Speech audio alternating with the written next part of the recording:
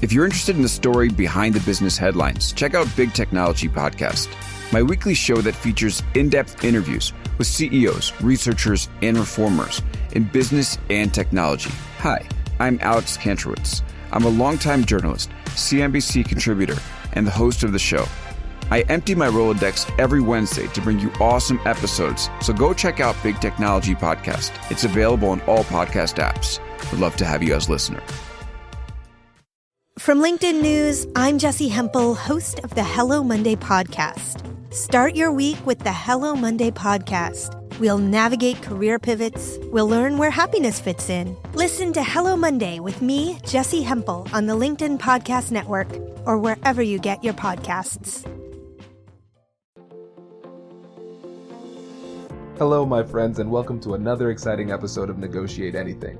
Negotiate Anything is produced by the American Negotiation Institute, and with over 3 million downloads and listeners in over 180 countries, listeners just like you have made it the #1 negotiation podcast in the world. I'm Kwame Christian, and I'm the director of the American Negotiation Institute. We're growing, and I want to introduce you to our new team members and new trainers. This will give you new and diverse perspectives on negotiation and conflict resolution. And that's why Shane Martin, our head of sales and partnerships, is going to serve as co-host of the show from time to time. We're excited to continue to provide you with the best content that will help to make your difficult conversations easier, both at work and at home. Lastly, our team conducts negotiation and conflict resolution trainings in the United States and abroad. Our trainings will give you the practical skills you need to resolve conflict, negotiate, lead, and persuade with confidence.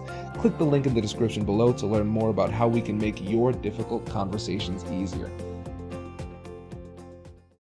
My name is Susan Borke, and my company name is Borke. My focus is on training negotiation skills. I really feel it's empowering when people understand how to negotiate effectively, and it puts them in a position of being able to do a better job for themselves and for their organizations. And so how did you get into this? A lot of my background is from when I was working in-house for the National Geographic Society. I worked as in-house counsel, creating the business affairs department for the television group initially, and then working as part of the general counsel's office as deputy general counsel for about 18 years. My total tenure with National Geographic was about 28 years. Wow. And after I left, I realized that one of the things I most enjoyed from when I worked at National Geographic was creating a negotiation skills course for staff. People who took my course really enjoyed it, and it did two things at least. One was giving them confidence that the lawyers they were working with were really interested in negotiating constructively, helping them do their deals well. And the second thing was it gave us a common language for talking about negotiations, and that made our whole communication process much more efficient. That's really smart. I think that's a really great example to show how negotiation as a skill can improve the communication skills of everybody in the organization and bring people closer together when they're working collaboratively. That's very true. And I really feel that that's the key to effective negotiating. If you look at negotiation, that whole process, as a problem-solving process, and then that's going to orient you towards working together collaboratively. So whether you're doing an internal negotiation within an organization or even within a family, or whether you're negotiating with outside vendors or outside collaborators, who you're going to work with as independent contractors or entities from which you're buying products or services, all those things take on a whole different orientation when you see negotiation as a problem-solving process. Right. That makes a lot of sense. And that's one of the things I was really excited to talk to you about is focusing in on the process of negotiation from preparation to engagement. And I think it would be good for the audience to see your approach to negotiation and the process you use. So in your opinion, with the thinking about negotiation as a process, what is the first step? I think the first step is to think about negotiation as a process. And what that means is that generally, almost most negotiations are continue. They consist of several stages of a cycle. And the cycle is one of preparation, which is what I see you doing mostly on your own. and then engagement. And that's what I see when you're actually directly interacting with your counterpart. And for most negotiations, this preparation and engagement is a continuously going cycle. And some of it occurs almost, instantaneously, because sometimes what happens is that you'll hear something from your counterpart and you'll need to digest it and prepare in your own mind, what your next appropriate response is. Other times it's going to be a more formal staging. You'll do preparation, and I see this preparation, effective preparation, as having three components, and then you'll go in to some form of more formal engagement with your counterpart, whether that's a meeting or a telephone conference, and then that will conclude, and you'll need to go back into the preparation part of the cycle so that you can prepare for the next engagement. I like the bifurcated approach to the negotiation process because it's nice and simple. Preparation, engagement, and it's clear as to where those steps are. I've read books in the past where they might have broken it down into 6 or 7 steps, and I'm confused and overwhelmed. So I appreciate the simplicity of this approach and the fact that it doesn't really include a clear conclusion because, as you know, with a lot of negotiations, there is no clear conclusion. Even if it culminates in a deal, it leads to further negotiations and the continuation of the relationship. So it puts people in a mindset of constantly being ready and constantly engaged. If you're not engaging directly with the person, then you fall back into the preparation stage and you're getting ready for the next engagement.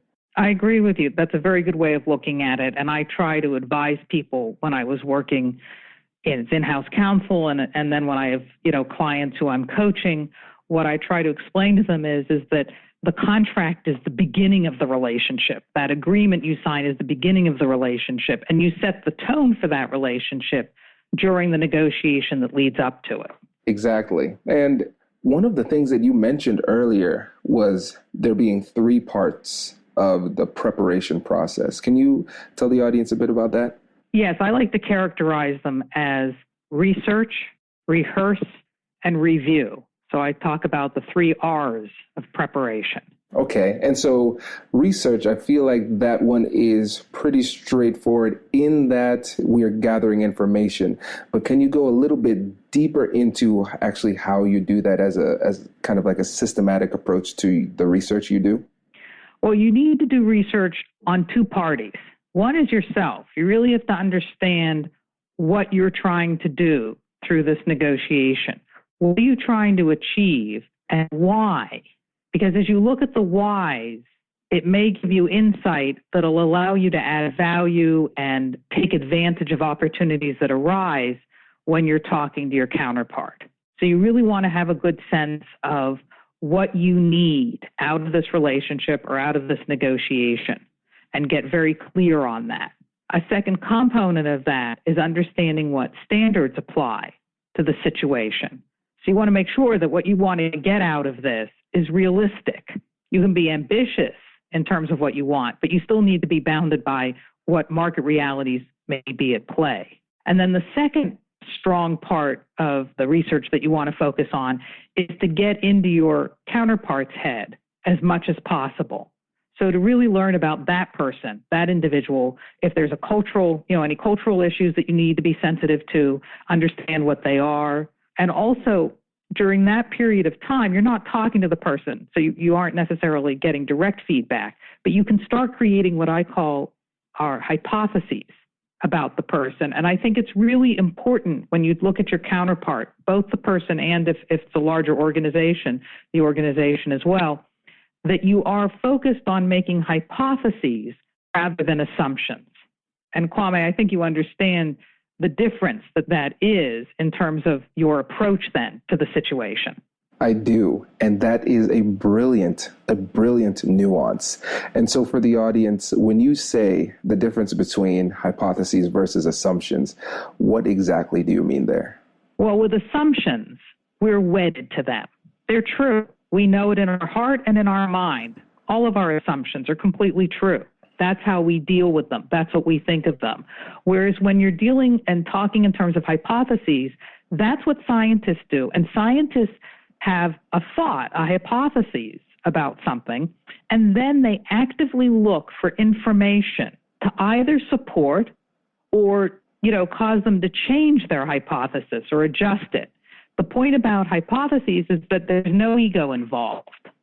The point is that what you want to do is find out what reality is going to tell you about the accuracy of this hypothesis, and then you make adjustments to it based on what actually happened. Does your company invest in professional development training?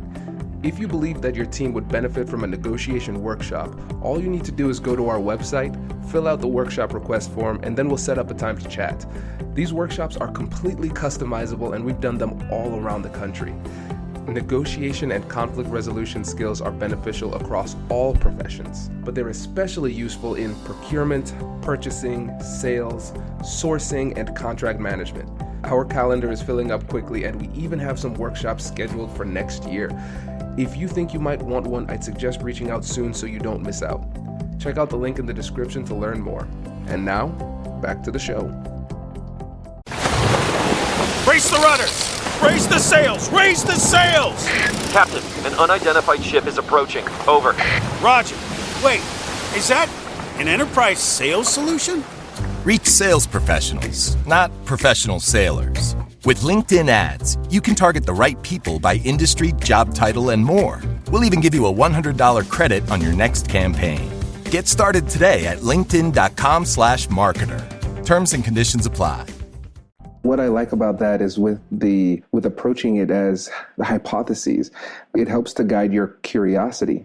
You're going in there with ideas, possibilities, but you want to confirm or deny those through the process of negotiation, through either the first part of negotiation, like you said, which is the preparation, where you're actually doing research, and you can, to a certain extent, test those hypotheses there.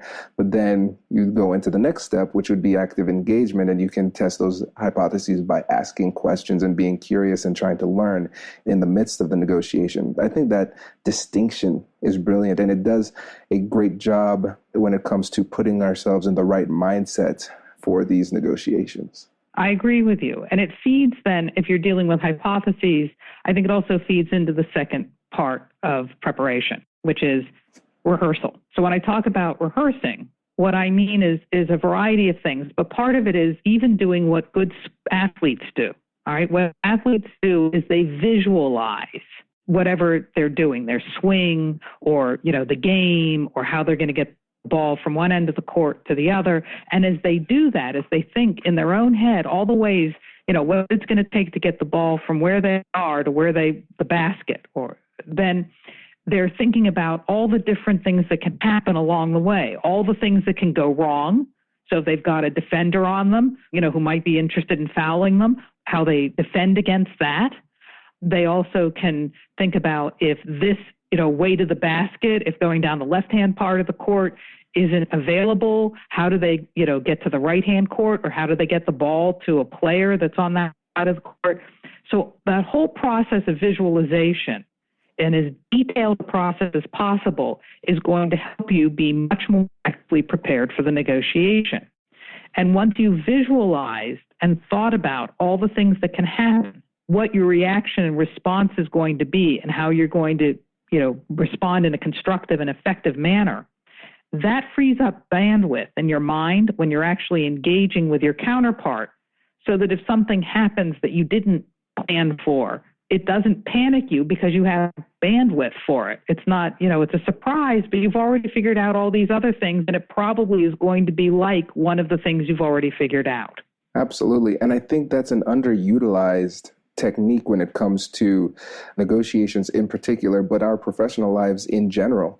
I always find it fascinating that professional athletes almost seem to take their craft a little bit more seriously, when in reality, what professional athletes do is they're entertainers. They're in the entertainment industry. You and I were both attorneys. You have doctors, nurses, and other professionals who have jobs that carry a lot of consequence, but it seems as though we aren't as serious, and maybe not serious, we aren't as intentional about the preparation for our daily activities. And I think visualization is one of the most powerful techniques we can utilize. And when it comes to resistance, it's critically important because a lot of times you see people have negotiation strategies that are essentially based on hope. I want to say these things and I hope it works. Then if it doesn't work, then we really don't have much of a strategy. Or if we don't rehearse appropriately, like you say, we're not prepared. And it just reminds me of the saying, the words of one of America's greatest philosophers: everybody has a plan until they get punched in the face. And that is, of course, Mike Tyson. And so if you visualize that punch, it makes it a lot easier for you to take it and roll with it in the midst of the conflict or negotiation. I agree with you completely. I think that another place where you can prepare effectively is to have an agenda, to have a written agenda. So part of this rehearsing that I'm talking about is having a written agenda. And the reason for that, you don't have to share it with your counterpart. Depending on the negotiation, it may be appropriate to do so. But by having what the points you want to cover written down, you're, again, freeing up mental bandwidth. You don't have to remember. You just don't have to remember all those extra things. And that leaves you with more of your mind that you can apply to listening, to really listening when you're engaged with your counterpart and really hearing both what they're saying and what they're not saying, and to understand where the opportunities in the negotiation are to make a deal that's going to work for them as well as for you. What we forget is that we're so busy trying to get whatever it is we feel we have to have out of this negotiation, is that if this negotiation doesn't result or bear results that are going to be satisfactory and ideally attractive to our counterpart, there's not going to be any agreement. Exactly. I think that's brilliant. And the benefit of lessening your cognitive load during these difficult conversations is enormous, because when you think about it, oftentimes in these conversations, it's incredibly stressful. And when you're stressed, oftentimes your body produces cortisol, which is a stress hormone, which often results in the clouding of cognition. And so what you want to do is take as much of the weight, the cognitive weight, off your shoulders during the conversations as possible. And you can do that through preparation. And so it's almost like an actor. When you see an actor up on stage, or even somebody who's in improv actors prepare as well. They practice. It seems natural. It doesn't seem like they're acting. And great actors can do that, but they do that because of their preparation. They're able to do that because of their preparation. And I know me, when I'm in my negotiations, I'm not brilliant enough to come up with high-level questions on the fly and these arguments on the fly. So I pre-think as much of the negotiation as possible to make it easier for me to be natural and listen during the conversations. I agree. It really, and a written agenda I have found invaluable to contributing to that.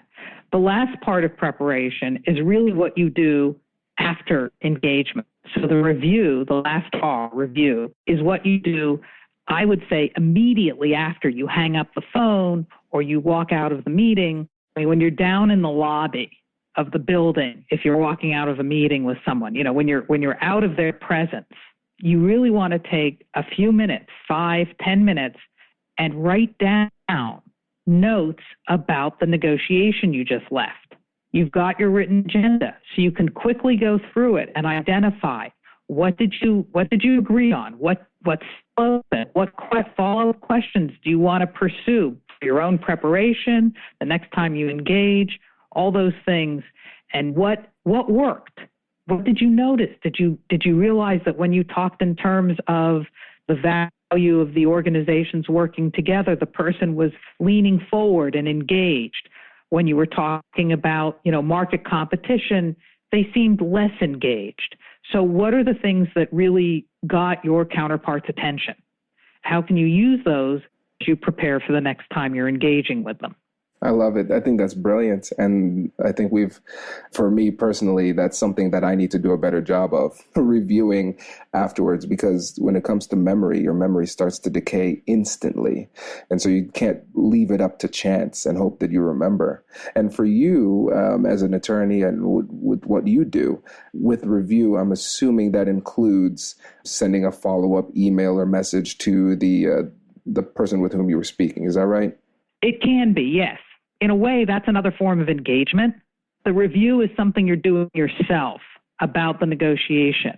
I agree with you, though, that many times it's very helpful to do that kind of recap summary that reflects your understanding of, where there were agreements or possible agreements, what issues still remain open. That can provide an opportunity to ask a simple, perhaps follow-up question that'll clarify a point that might not be completely clear in your mind because it sounded really good in the room. And then you're like, oh, but what about this kind of thing? So I think I always feel that sending a follow-up is a good idea. And ideally, before you leave the room, it can be helpful if you try and do a recap of what happened in that after that engagement, just even before you leave the room, so that you get immediate feedback from your counterpart as to whether you're summarizing things effectively and accurately.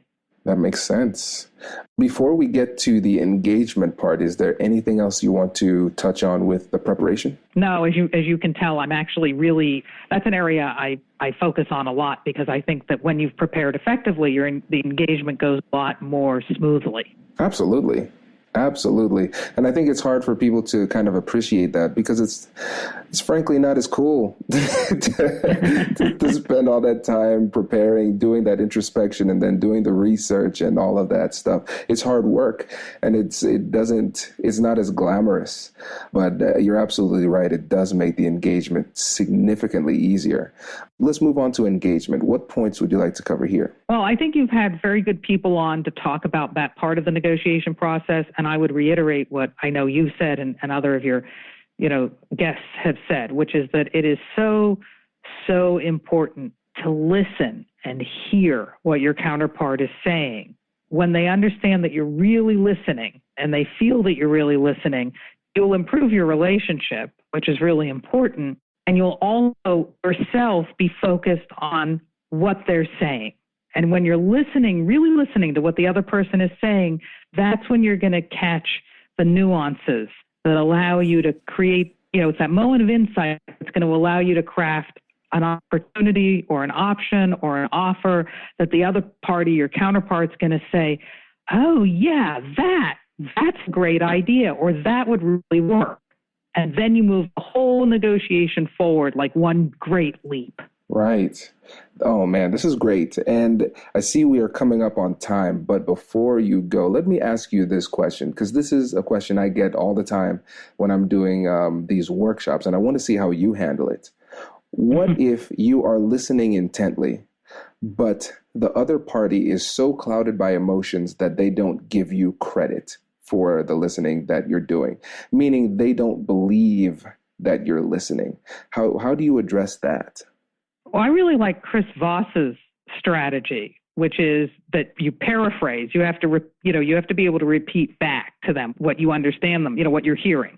And you want to do that because you can get one of two answers. You'll either get that's right, which is, he said, gold standard of knowing then that you've captured what they're saying. Or they'll be like, no, that's not right. And then they can clarify. They can tell you what they do really mean. It gives you that chance. And certainly you say, this is what I'm hearing, but you need to tell me if I've got it right. That's how you move that conversation forward.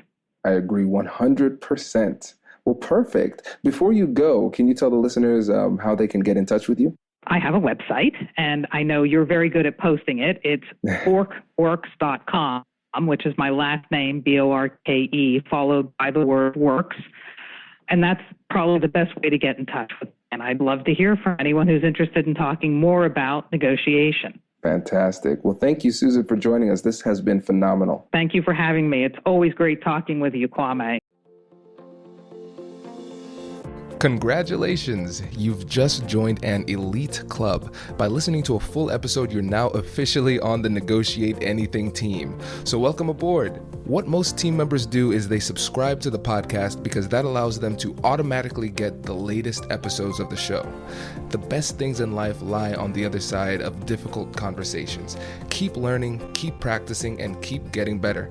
Your relationships will improve, your career will soar, and you'll have the confidence you need to get the most out of these crucial conversations. Again, thank you for joining the team. We're excited to have you, and I will see you in the next episode. I'll catch you later.